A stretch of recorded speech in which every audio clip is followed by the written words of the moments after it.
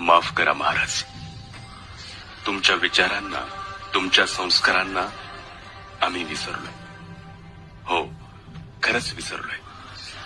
अहो, ज्या चारित्र्य संपन्न राजाचा आदर्श आज जग घेतोय, त्याच तुमच्या महाराष्ट्रात लेकी बाळींवर दिवसा ढवळा अत्याचार होत आहेत. कुठे कोणा लेकीला जिवंत पेटवल्या जातं, तर कुठे धार्मिकतेच्या नावाखाली चिरडल्या जातं.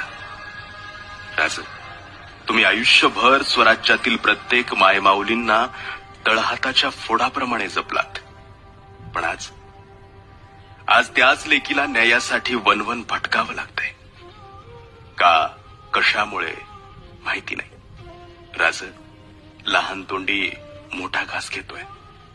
आता तुम्ही फक्त राजकारणापुरते मर्यादित राहिलात राज.